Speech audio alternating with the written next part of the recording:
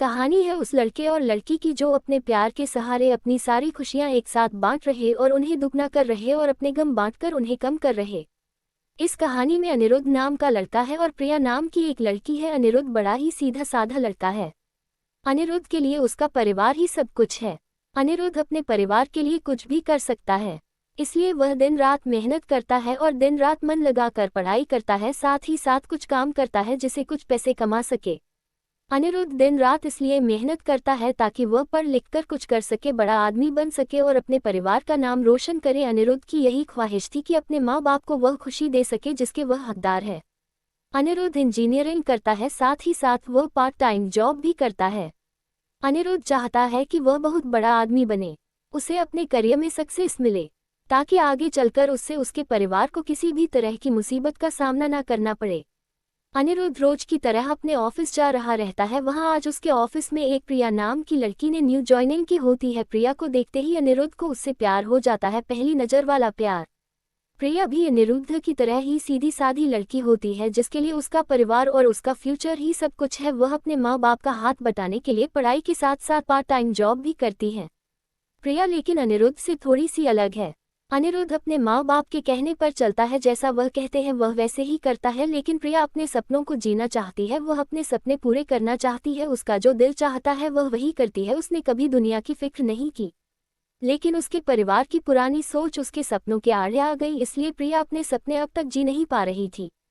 पर उसके मन में अभी आशा जगी हुई थी, उसका भगवान में भी काफी विश्वास था। उसे यकीन था कि एक न एक दिन उसके सपने जरूर पूरे होंगे। जब अनिरुद्ध और प्रिया की पहली मुलाकात हुई, अनिरुद्ध उसे अपना दिल दे बैठा। उस दिन से दोनों में दोस्ती हो गई। प्रिया को अनिरुद्ध का स्वभाव अच्छा लगने लगा। अनिरुद्ध हर वक्त उससे बात करता, उसका छोटी छोटी चीजों में मदद करता, हर वक्त उसका ख्याल रखना, हमेशा उससे पूछना कि उसने खाना खाया कि नहीं। धीरे धीरे प्रिया भी अनिरुद्ध को पसंद करने लगी थी।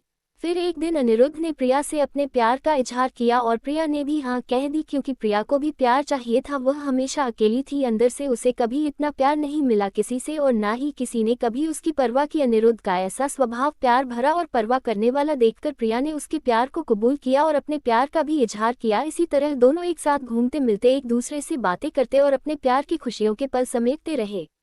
प्यार में मीठी तकरार तो होती है, इनके बीच की तकरार हुई, पर इन्होंने एक दूसरे को समझा, एक दूसरे को संभाला और हमेशा एक दूसरे का साथ दिया। अनिरुद्ध और प्रिया दोनों एक साथ कॉलेज जाते हैं, एक साथ काम पर जाते, जहां जाते हैं हमेशा एक दूसरे के साथ रहते। इसी तरह खट्टी मीठी यादों के साथ दोनों ने एक साथ 4 साल गुजारे। साथ ही साथ प्रिया इंजीनियर बन गया, जिसकी काफ़ी अच्छी नौकरी है, और प्रिया भी एक राइटर बन गई। साथ ही साथ वह अच्छा गाना भी गाती है। अनिरुद्ध ने उसका सपना भी पूरा करने में मदद की, गाना गाने का और अपनी आवाज़ को लोगों तक पहुंचाने का।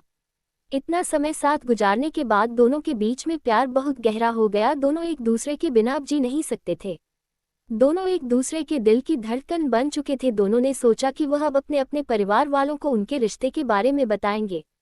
जब दोनों ने यह बात अपने घर में बताई, तब दोनों के ही परिवार वालों ने इस रिश्ते से इनकार कर दिया। इनके दोनों एक कास्ट के नहीं थे, दोनों अलग अलग कास्ट के थे। उनके परिवार वालों को यह मंजूर नहीं था कि उनके बच्चे उनके खिलाफ जाकर, बिरादरी के खिलाफ जाकर, अपनी कास्ट के खिलाफ जाकर किसी और से शादी करें। उन दोनों के परिवार वालों ने उनका मिलना, फ़ोन पे बात करना सब बंद करा दिया।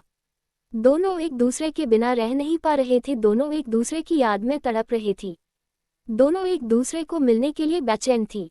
अनिरुद्ध जो अपने परिवार की इतनी इज्जत करता है, उनके लिए कुछ भी कर सकता है, उन्हें कभी दुखी नहीं देख सकता। अपने परिवार की खातिर उसने प्रिया को भूलने का फैसला कर लिया। प्रिया को अपने प्यार और भगवान पे पूरा भरोसा था।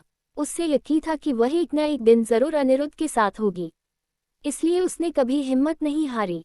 उसने बहुत कुछ किया अनिरुद्ध को पाने के लिए। रोज सुबह शाम वो भगवान से प्रार्थना करती, रोज अपने माँ बाप से कहती कि उसने कभी भी उनकी कोई बात नहीं टाली, किसी चीज़ के लिए उसने ना नहीं कहा। बस अपनी जिंदगी का फैसला वो खुद करना चाहती थी, क्योंकि वो जानती थी कि उसकी खुशी अनिरुद्ध के साथ है और कि सके साथ नहीं। प्रिया अकेले ही अपने प्यार के लिए लड़ी, उम्मीद कायम रखी, भगवान पे भरोसा रखा और एक दिन उसके परिवार वाले मान गए। काफ़ी कुछ प्रिया ने सहा, काफ़ी गिले शिकवे हुए, नाराज़गी हुई, लेकिन आखिर में सच्चे प्यार की जीत हुई।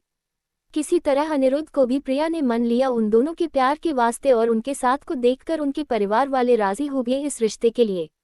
दोनों अलग कास्टे के होने की वजह से दोनों के परिवारों को समाज का डर था कि लोग क्या कहेंगे, लेकिन अनिरुद्ध और प्रिया को किसी चीज़ की परवाह नहीं थी।